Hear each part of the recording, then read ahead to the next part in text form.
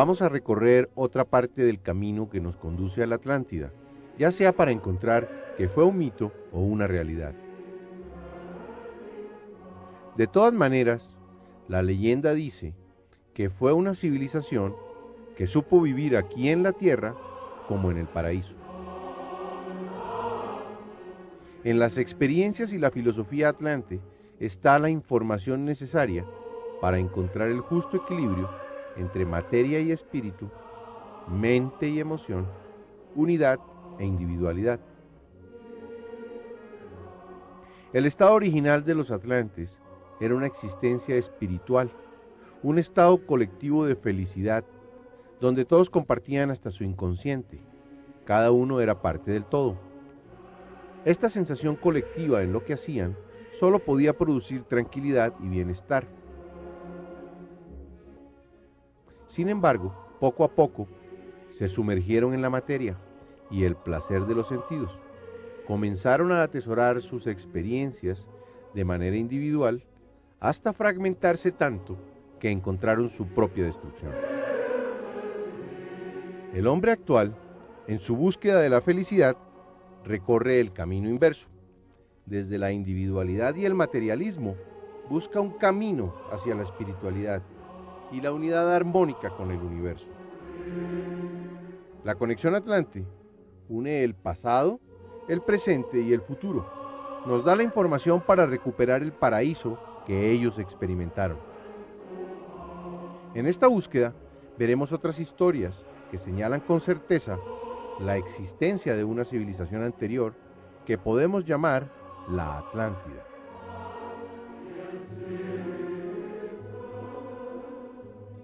Hoy, gracias a la tecnología, el hombre ve cada vez más lejos. Los astrónomos nos muestran espacios sin límites en la vastedad del universo. Se asiste al nacimiento de estrellas a miles de años de la Tierra. Se fotografían galaxias y constelaciones en zonas sin tiempo ni espacio. Esto ha traído a esta esquina de la creación una perspectiva de otros mundos, sistemas planetarios y antiguas civilizaciones de leyenda, diferente de la que tenían los científicos y pensadores del siglo pasado. Hoy se puede buscar en el pasado, libres de doctrinas concebidas por el hombre, para encontrar respuestas al tiempo que se vive. Hay que permitir que la intuición tome el control. Al fin y al cabo, ese sexto sentido maneja el 90% de la mente de una forma que aún no se conoce. La frontera entre la ciencia y la fantasía es muy borrosa. Hendrik Schliemann, en 1923 descubrió la legendaria Troya, con indicios que encontró en la Ilíada de Homero escrita hace 2500 años, convirtiendo en realidad un mito.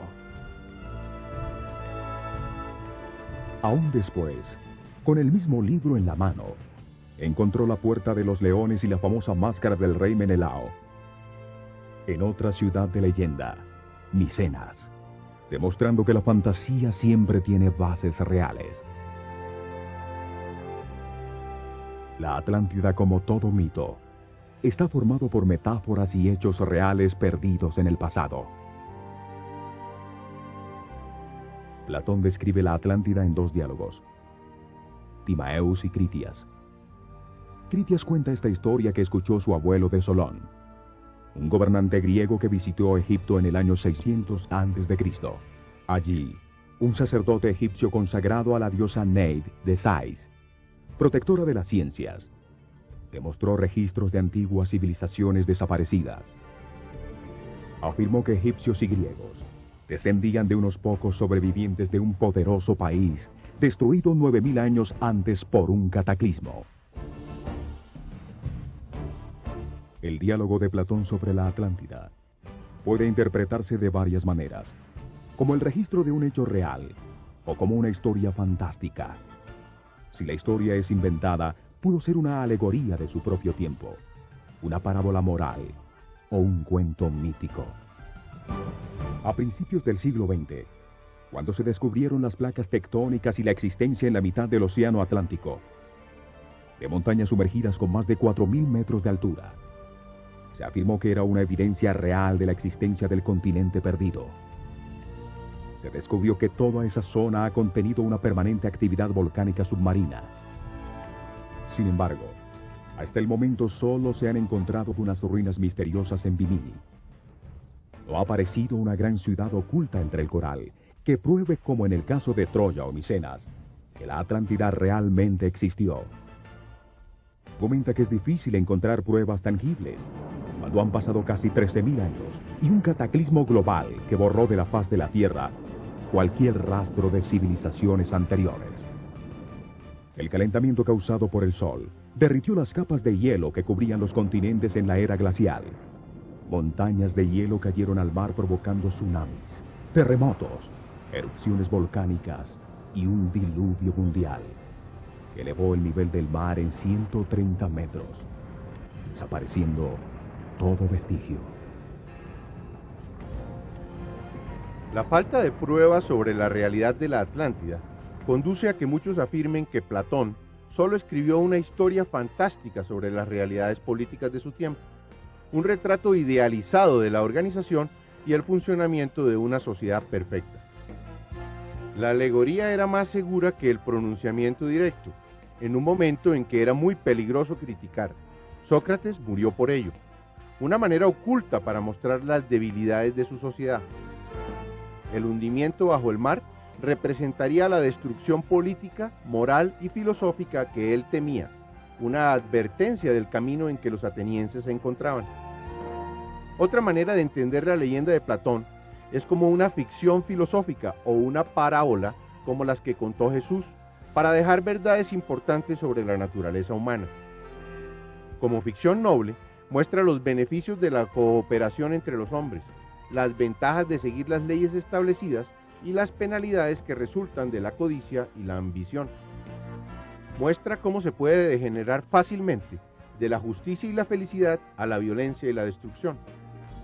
En ese sentido, la historia de la Atlántida es muy importante para la sociedad actual, en momentos tan difíciles como los que se viven cuando el hombre perdió los beneficios de cooperar con los otros hombres. La Atlántida, como todo mito, es más importante que su realidad histórica. Además, el identificarla como la fuente de toda la cultura humana intensifica el mito. Este mito combina dos grandes motivos universales: el paraíso perdido y el diluvio universal. El Edén y Noé aparecen en la Biblia y con otros nombres en todos los libros sagrados de las distintas religiones y culturas.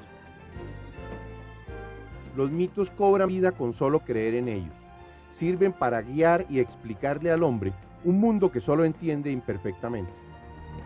En el mito Atlante, la figura central es la humanidad encarnada en un sitio ideal, perfectamente gobernada y con fructificantes riquezas, que debido a su codicia y ambición decide ignorar las leyes divinas. Zeus, el padre de los dioses, decide destruir al hombre sacudiendo la tierra con terremotos, erupciones volcánicas e inundaciones. La misma cólera destructiva siente Yahvé en la historia que nos cuenta la Biblia, cuando Noé es el único que se salva. Una historia muy parecida a la de Adán y Eva, que se llenan de la codicia y la ambición de ser iguales a Dios, rompen el mandato divino y comen del árbol del conocimiento, lo que produce su expulsión del paraíso.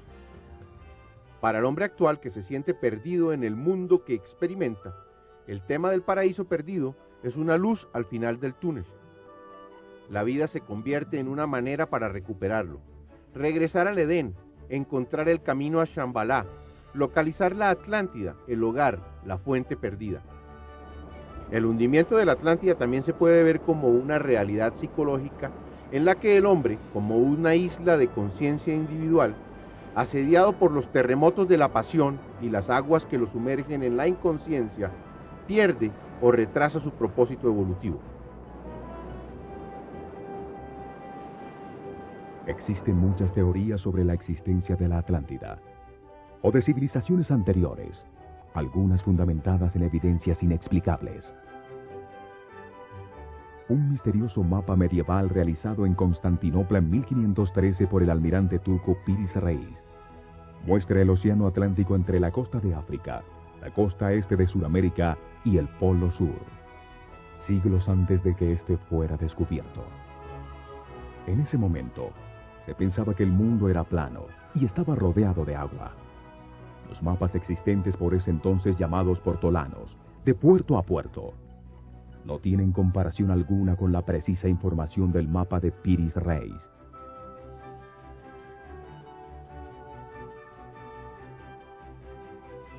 Ni siquiera mapas de 200 años más tarde, como este de De Witt, tiene una información parecida.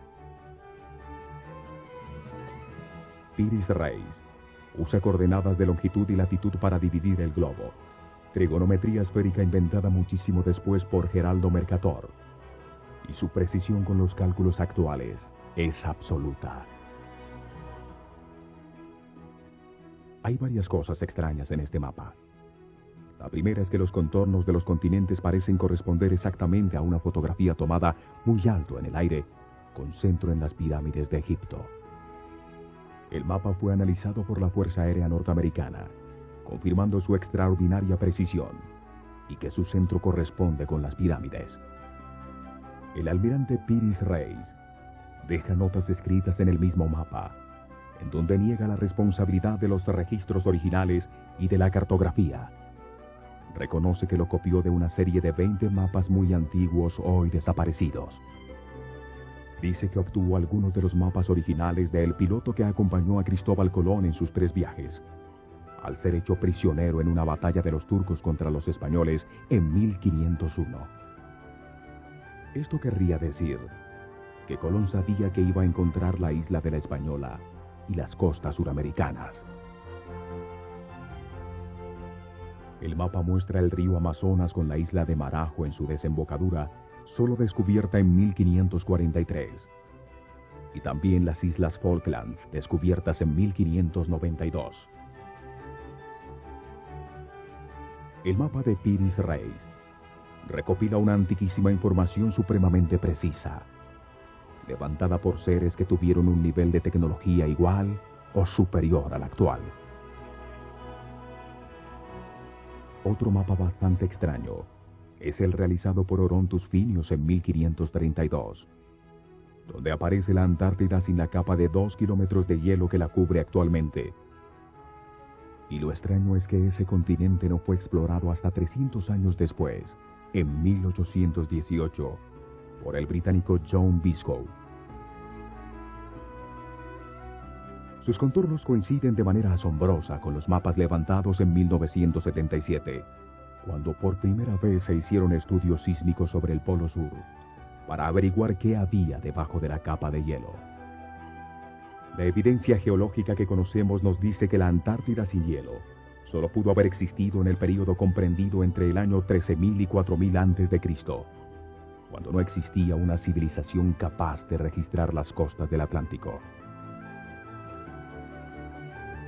Es decir, el enigma es como un mapa de 1513.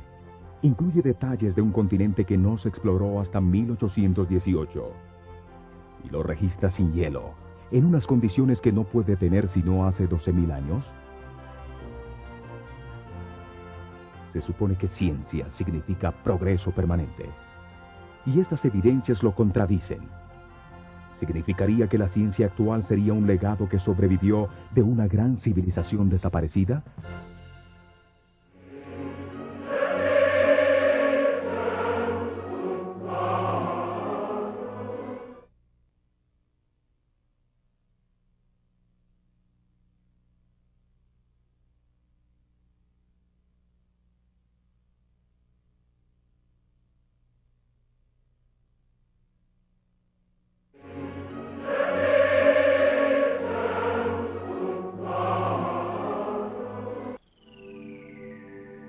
Hay 2 maneras de leer los antiguos textos religiosos. La forma exotérica, que encuentra solo significados racionales, como en un diccionario de los que conocemos. Y la esotérica, que intuye en un sistema de símbolos la visión del universo como un todo. La esotérica usa la energía mental y es una muestra de un sistema superior de conocimiento, de la forma intuitiva de conciencia, que antiguas civilizaciones dejaron como herencia en muchos libros. Hoy en día, pocos seres utilizan el cerebro para captar esa información esotérica. Y para la mayoría de las personas puede ser solamente imaginación. Sin embargo, es una forma práctica y científica de obtener información. Libros hindúes, probablemente la literatura más antigua del mundo, contienen esa simbología esotérica.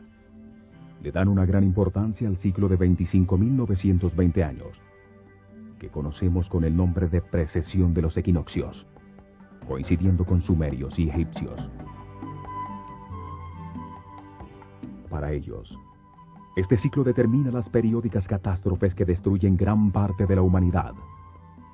Cambios magnéticos en el Sol que ocasionan cambios magnéticos en la Tierra, alterando el eje de giro y el clima del planeta. Se cree que el diluvio universal sucedió en uno de estos cambios de ciclo, cuando los hielos de los polos cayeron al mar, ocasionando un gigantesco tsunami, un cataclismo global que destruyó la civilización existente en ese momento. Los libros hindúes dicen que esto pasó en el año 10.900 a.C. La fecha coincide con el fin de la época glacial y con el comienzo del nuevo tiempo, Septepi, en los calendarios egipcio y sumerio. Coincide con datos publicados por la revista Nature, que afirma que el último reverso de los polos magnéticos de la Tierra ocurrió hace 12.400 años. Los libros dicen que en ese momento el imperio hindú de Rama se encontraba en guerra con la madre de su civilización, un pueblo al que llamaban los Asdins, o gemelos, figura que siempre representó a la Atlántida. La guerra se dio porque los atlantes cambiaron su mentalidad original intuitiva, lunar, controlada por el lado derecho del cerebro, de imágenes, sentimientos, emociones y unidad, a una controlada por el lado izquierdo del cerebro, solar, racional, tecnológica e individual, lo que los enfrentó a los místicos e intuitivos hindúes. Afirman que los atlantes o Asdins venían de uno de los 7 continentes, el Sveta o Sakadipa, una isla paradisíaca al este, blanca y pura, llamada Atala, que desapareció con el cataclismo y que en sánscrito quiere decir tierra sumergida. Mientras se encontraban en guerra, ambos pueblos fueron destruidos. Atala se hundió bajo el mar, cuando el cataclismo destruyó su montaña sagrada llamada Meru, lo que dio comienzo a un nuevo ciclo que dicen que terminará en el año 2012. Para los hindúes, el momento en que una era cambia a otra es un evento alarmante. El Samsaptakavada cuenta que ambos pueblos usaban máquinas voladoras con las que podían viajar a cualquier sitio de la tierra. A las hindúes las llama vimanas y las describe propulsadas por un líquido combustible amarilloso derivado del mercurio.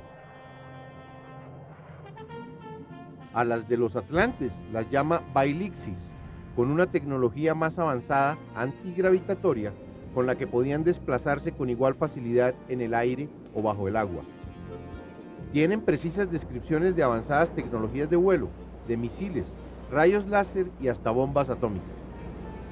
Describen modernas técnicas de combate aéreo, métodos para ahorrar el combustible y evitar tormentas variando la altitud, aterrizajes forzosos causados por el enemigo y daños ocasionados por choques con pájaros en vuelo. También habla de naves que volaban a través del firmamento por encima de los vientos, que disparaban un arma que lanzaba rayos de luz que desintegraban todo lo que iluminaba. El Mausol Apurva menciona el lanzamiento de un proyectil que contenía la fuerza del universo, que explotó provocando un resplandor igual al de 10.000 soles, reduciendo a cenizas las razas enteras de los Brishnis y los Anjakas, dejando solo unos pocos sobrevivientes con los cuerpos consumidos, sin cabello ni uñas, infectando todos los alimentos y rompiendo todas las vasijas de barro. El Surya Siddhanta, una tabla con medidas astronómicas de exactitud comparable a la actual, establece la medida del diámetro de la Tierra en 12.617 kilómetros. Hoy se sabe que es 12.765 kilómetros. La distancia a la Luna, 407.198 kilómetros, hoy 406.731 kilómetros. Habla de los siddhas, hombres perfectos, y de los vidyaras, hombres sabios, que viajaban por encima de las nubes muy cerca a la Luna. Dividía el tiempo en fracciones tan pequeñas como un kashta, equivalente a 3/100 millonésimas de segundo, duración de un mesón, que indican la existencia de aparatos sofisticadísimos con propósitos desconocidos. El Mahabharata es un larguísimo poema en la que un dios encarnado como piloto de una máquina voladora cuenta la historia de esos conflictos entre lunares y solares con armas tan poderosas y avanzadas como las actuales. Describe cómo Salva, montada en un vehículo volador tan grande como una ciudad, se enfrenta a Krishna y le arroja rockets, misiles, lanzas y arrojadores de fuego, iluminando el cielo con cientos de soles, y no se sabía si era de día o de noche. Krishna le responde con un brillante disco como un sol que parte su nave en dos, y la ciudad cae del cielo, matando a Salva y terminando la narración del Mahabharata. Los efectos de un arma llamada Agnaya, utilizada por Adwatan contra los Pandava, o el proyectil que contiene toda la fuerza del universo, disparado por Gurkha desde su vimana volador con la que destruyó las 3 ciudades de los Vrishnis y los Andajakas. Parecen la descripción de una bomba atómica actual cuando dice que al explotar produce una incandescente columna de fuego y humo con el resplandor de 10.000 soles, estremeciendo la tierra y quemándola con el terrible y violento calor. Fieros vientos soplaron y las nubes rugieron hacia arriba, disparando polvo y rocas en todas las direcciones, oscureciendo todos los sitios. Los cuerpos quedaron tan quemados que no eran reconocibles. Los guerreros que lograron escapar se tiraron al agua para lavarse, pero el pelo y las uñas se les cayeron y toda la comida se envenenó. Todas estas narraciones tan precisas sobre técnicas voladoras, misiles y estallidos con características atómicas, para un ser de nuestra época son normales y entendibles. Pero ¿cómo hicieron para describirlo hace 5 o 6.000 años? La única explicación es que describen eventos que realmente sucedieron y que sus trazos desaparecieron con el cataclismo universal. Estas narraciones de libros antiguos hindúes no son las únicas que hablan de guerras atómicas y de avanzadas tecnologías. En excavaciones arqueológicas en las ruinas de la ciudad hindú de Mohenjo-Daro, que significa montaña de los muertos, se encontraron esqueletos radioactivos, muros de ladrillo vitrificados y fundidos por el inmenso calor, resultado de una misteriosa explosión de proporciones atómicas. Los sumerios y egipcios cuentan la destrucción de ciudades en el Sinaí, confirmadas por la Biblia como Sodoma y Gomorra. Explosiones que provocaron un viento radioactivo que acabó con las principales ciudades sumerias, alrededor del año 2000 a.C., dando paso al reinado babilonio. Tecnologías que solo fueron inventadas y probadas con la bomba atómica sobre Hiroshima en la Segunda Guerra Mundial. ¿De dónde salieron estos conocimientos? ¿O para qué utilizaron baterías eléctricas en Mesopotamia? En excavaciones de un poblado cerca de Bagdad, Irak, el arqueólogo alemán Wilhelm König encontró lo que dedujo eran unas baterías eléctricas, construidas hace 6.000 años. Vasijas de cerámica con un cilindro en cobre en su interior, que a su vez contenía en su centro una varilla de una aleación de 60% plomo y 40% estaño, aislada por un tapón de asfalto. el laboratorio de General Electric estudió la batería y encontró que al llenarla con ácidos orgánicos como el jugo de uva, funcionaba perfectamente produciendo una corriente eléctrica de 2 voltios. Colocando varias en serie se producía el voltaje que se quisiera. Tal vez era la tecnología utilizada para iluminar los templos antiguos. Luciano el satírico griego describe que en Hierápolis, en el templo de Hera, su estatua de oro tenía una joya en la cabeza de la cual emanaba una gran luz, y el templo entero resplandece como si estuviera iluminado por miles de velas. O para iluminar el interior de las tumbas, y mastabas reales egipcias, mientras pintaban los coloridos murales que adornaban sus paredes, sin trazos del humo que debieron producir las antorchas de fuego que se dice utilizaron para ver en la oscuridad. Muchas evidencias prehistóricas que alteran lo aceptado sobre la existencia del ser humano en la Tierra han sido suprimidas, ignoradas o refundidas. Estas evidencias ponen en duda el ordenado evolucionismo, por lo que no son presentadas ni estudiadas y se mantienen sepultadas en archivos olvidados.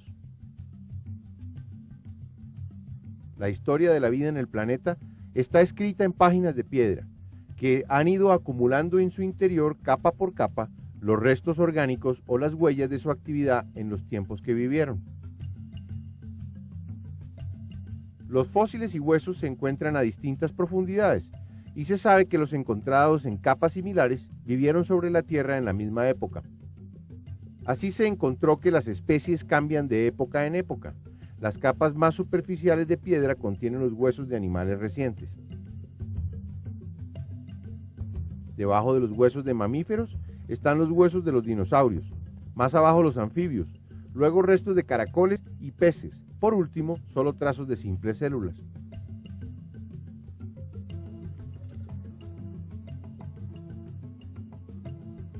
La existencia de primates parecidos al hombre, semejantes en su organización anatómica, esqueleto, sistema muscular y de sus restos encontrados en las distintas capas geológicas, llevó a Charles Darwin en 1859 a desarrollar la teoría conocida como la evolución de las especies.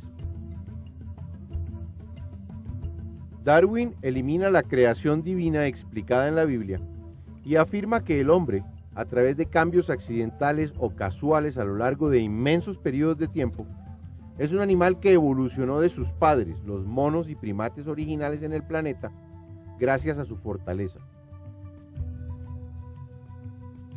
Sin embargo, hoy 150 años después, no se han encontrado evidencias concluyentes que comprueben su teoría, y todavía buscamos el eslabón perdido entre el hombre y el mono.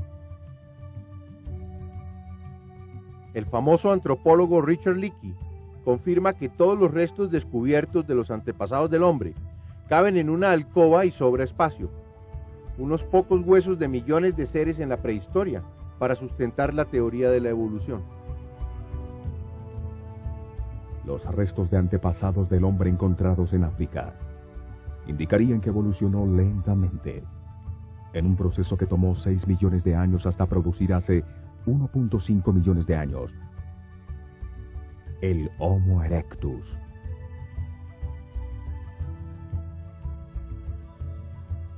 Con una capacidad craneana de 1000 centímetros cúbicos, camina erguido liberando sus manos, lo que permite la utilización de herramientas. Los ojos en el frente perfeccionan su sistema visual, permitiéndole calcular mejor las distancias y cazar mejor. Desaparece por completo hace 250.000 años, posiblemente en uno de los cataclismos históricos que cambió la forma de la Tierra y las especies sobre esta. Sin embargo, se cree que en este proceso de desaparición dio paso al Homo sapiens, a pesar que hasta ahora no aparece el eslabón perdido que una los dos procesos evolutivos en uno solo continuo. La teoría convencionalmente aceptada dice que hace 250.000 años apareció en África, extendiéndose por Europa hace 100.000 años, pasando luego a Asia hace 40.000 años, y llega a través del estrecho de Bering a América hace 30.000 años y a Sudamérica hace 15.000 años. El Homo sapiens aparece súbitamente con 500 centímetros cúbicos más de capacidad craneana, lo que permitió el desarrollo de la inteligencia, la facultad del habla y un cuerpo muy parecido al del hombre moderno, en una macromutación que no coincide con los lineamientos lentos de la evolución. Realizar esa evolución, el despertar de la conciencia, debiera haber tardado lo menos otros 15 millones de años, que fue lo que se tardó desde el mono hasta llegar al Homo erectus. Sin el eslabón perdido, con tan pocas evidencias y tantos vacíos, es realmente difícil creer que el hombre desciende del mono, cuánto tiempo lleva realmente sobre el planeta y el origen caótico y accidental del universo.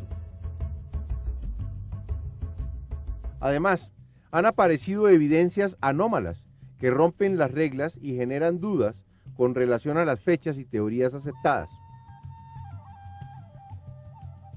En Ottosodal, Western Transvaal, Sudáfrica, se encontraron cientos de bolas metálicas, algunas con 3 hendiduras paralelas, que indican su procedencia artificial, de un metal azuloso increíblemente resistente, que ni siquiera se raya al tratar de perforarlo con brocas de acero.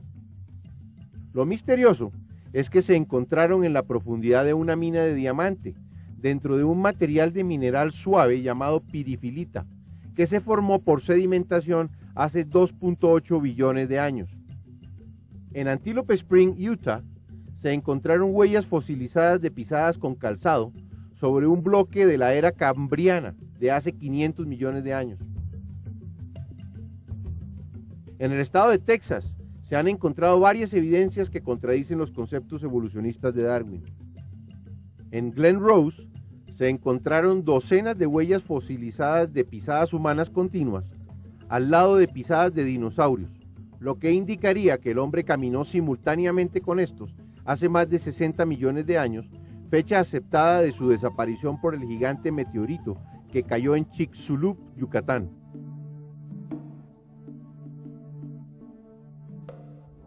Las mismas huellas de humanos al lado de dinosaurios se encontraron un poco más lejos, al lado del río Piloxi, donde también se encontró un martillo de una aleación metálica bastante extraña, con su mango carbonizado por altísima presión y temperatura, lo mismo que la roca de hace 80 millones de años donde estaba embebido. En la profundidad de una mina en Table Mountain, California, dentro de una formación rocosa de hace 5 millones de años, inexplicablemente se encontraron varios objetos de piedra, incluyendo un mortero y una calavera. Esto indicaría la existencia de hombres inteligentes que usaban herramientas hace millones de años y la posibilidad de una civilización anterior a la actual. Estas son evidencias físicas reales de la presencia del hombre muchísimo tiempo antes de lo que Darwin nos dice. Existe un arte inexplicable, misterioso, dejado atrás en cuevas, cerámicas, esculturas y bajorrelieves que nos muestran indicios de avanzadas civilizaciones anteriores al diluvio, con conocimientos y tecnologías misteriosas. En el templo de Osirión, en Abidos, Egipto, existe un friso o panel entre 2 columnas, con unos bajorrelieves muy extraños. Muestran una serie de naves y helicópteros solo identificables nuevamente para alguien de nuestra época. Una forma de transporte aéreo, en un bajorrelieve de uno de los templos más antiguos de Egipto. La cultura maya también nos dejó indicios de tecnologías avanzadas muy antiguas. La más grande losa tallada de piedra del mundo maya, que cubría la tumba de Pacal Botán en Palenque, la gran ciudad de las serpientes. Lo muestra conduciendo una máquina con un cohete que despide llamaradas por un tubo de escape. En su borde tiene los jeroglíficos correspondientes al Sol, la Luna y la estrella polar, lo que muestra el alcance de la nave.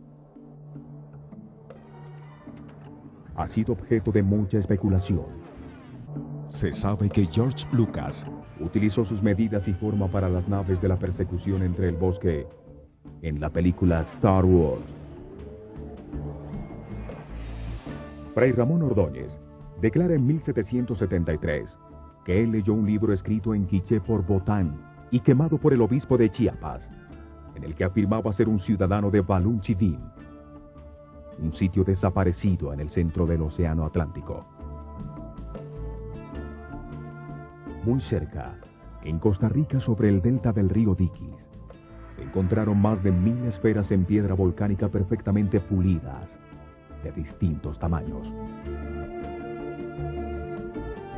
Algunas pesan varias toneladas, a cientos de kilómetros de la cantera donde pudieron haber sido hechas, colocadas en formaciones triangulares. ¿Cuál fue su propósito? ¿Cómo fueron llevadas hasta allí? En los alrededores de Ica, Perú, se encontró una misteriosa y antiquísima serie de piedras con dibujos en bajo relieve, todas en el mismo estilo. Datadas por la pátina en su superficie como talladas hace 12 o 13.000 años. Lo curioso es que muestran conocimientos y procedimientos avanzadísimos aún para la época actual. Astrónomos que miran sucesos en lejanas estrellas. Viajeros por el aire. Los continentes de la Tierra en posiciones distintas a las actuales. Y dibujos de animales ya desaparecidos. Un trasplante de corazón, que comienza con una mujer embarazada a la que le sacan la sangre a un jarro, para aprovechar las proteínas y hormonas que impiden que su feto sea rechazado como un cuerpo extraño. El paciente recibe una transfusión de sangre de la mujer embarazada y le introducen el nuevo corazón en el pecho. Enciclopedias de piedra de la antigua civilización atlante, llevadas al Perú por el dios científico Viracocha, después de la catástrofe que oscureció el sol. También en Perú se encuentran en Nazca las enormes figuras y líneas de muchos kilómetros de longitud, trazadas con piedras en el suelo, solo para ser vistas desde el aire, que tampoco han sido explicadas. O las gigantescas piedras cortadas con múltiples ángulos para encajar perfectamente las unas con las otras, después de haber sido trasladadas cientos de kilómetros, como en Ollantaytambo, Machu Picchu y Sacsayhuamán. Frescos rupestres pintados hace 9000 años se encontraron en una cueva en Tassili, en el Sahara. Muestran seres con escafandra. Otro fresco descubierto en Kimberley, Australia, muestra seres sin boca y con escafandra, además de sandalias, en un sitio donde los indígenas andan descalzos. Es evidente que el hombre no conoce su propio pasado y se acomoda a creer las teorías que no permiten abrir su mente a otras posibilidades. Las evidencias que hemos visto indican la presencia de civilizaciones anteriores con tecnologías distintas a las nuestras.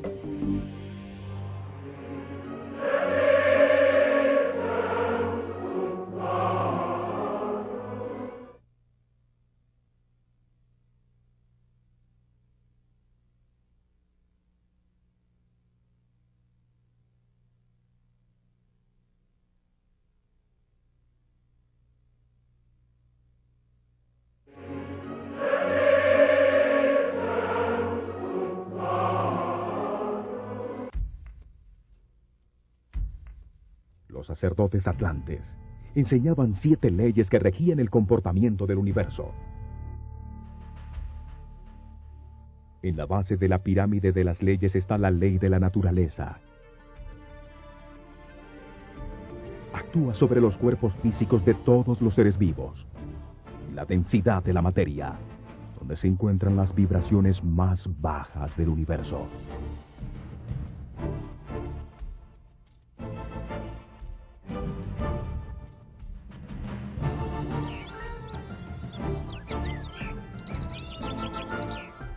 Organiza los átomos en moléculas. las moléculas en proteínas, las proteínas en células, las células en tejidos, los tejidos en órganos, y los órganos se estructuran para dar forma al cuerpo, manifestando la perfección de la naturaleza en la diversidad de los cuerpos vivos. La ley de la naturaleza es una programación automática de origen divino, contenida en los códigos genéticos de cada especie. Organiza los distintos cuerpos, durante cuánto tiempo son útiles, sus funciones, sus mecanismos para su reproducción, mantenimiento y protección, formando un gigantesco organismo viviente que se llama el universo. Cada ser tiene su propio nivel de conciencia, experimentado en un cuerpo material.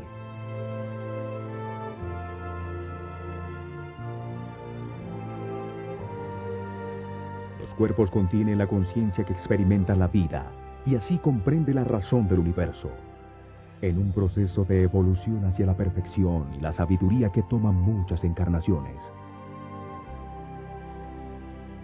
Transmitida por herencia, en los códigos genéticos de cada especie, existe una programación automática llamada instinto, que no necesita de la conciencia del ser para existir. Su función principal es generar, mantener y defender la vida, controlando todos los procesos vitales. La reacción automática del instinto es simple y binaria, diseñada para no permitir la duda de posiciones intermedias. Sí, no, huyo, ataco, acción, reacción, me gusta o no me gusta. Para generar la vida en cada cuerpo, la naturaleza utiliza la atracción automática que lo impulsa a buscar y conseguir en su especie la pareja para procrear. Si la atracción es mutua, indica la compatibilidad para generar vida. Se manifiesta en la atracción sexual que se siente al reconocer la pareja potencial.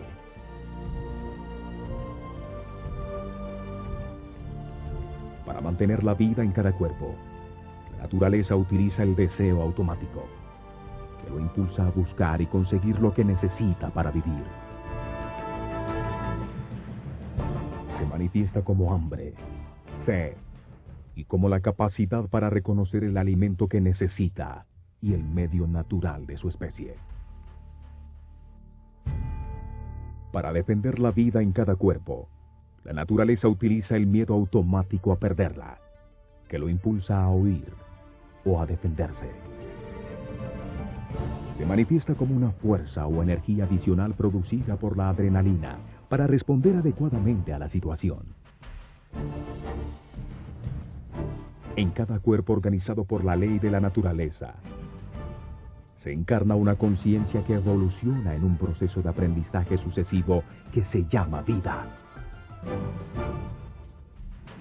Todas las conciencias individuales recorren el mismo camino hacia la sabiduría, pero se encuentran en distintos niveles de su evolución.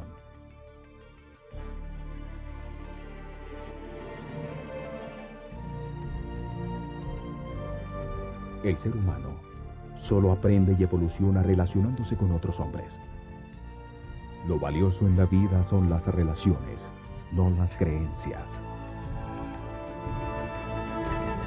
Por la ley de la naturaleza, el Creador diseña la diversidad del universo para que la conciencia evolucione. Diferentes razas en distintos lugares y climas, expuestas a diferentes situaciones y culturas, permiten el contraste de la diversidad.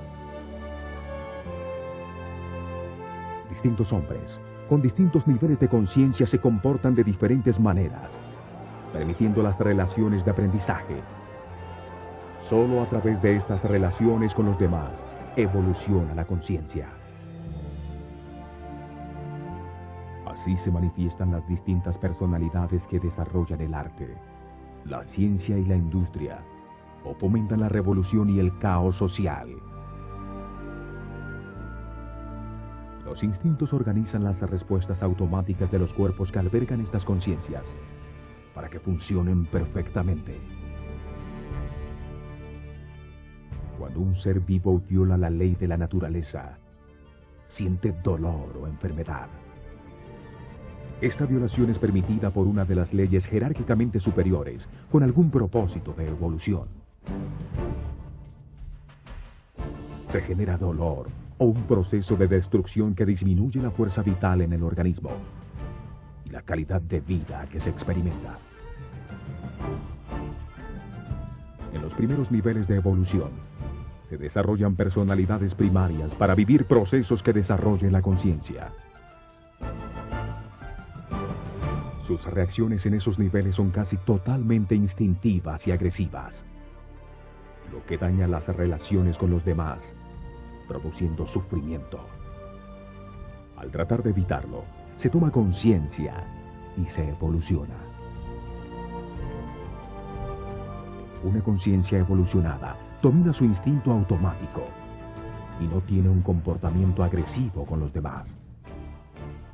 Así comienza a actuar desde la ley de armonía, la ley inmediatamente superior a la de la naturaleza. El propósito de la vida es enseñarnos lo que no sabemos a través de las experiencias en el cuerpo físico. Venimos a aprender, a graduarnos en sabiduría universal. Hemos visto evidencias contrarias a la historia convencional que nos permiten aceptar la existencia de una civilización anterior a la actual, que desapareció dejando muy pocos rastros con el cataclismo universal. En nuestro próximo programa veremos cuándo desapareció la Atlántida, de acuerdo a información registrada por muchos pueblos de la Tierra. Veremos distintas teorías sobre su posible ubicación, hasta llegar al sitio donde más posibilidades tiene de haber existido, y por supuesto continuaremos profundizando en las 7 leyes universales. Acompáñenos.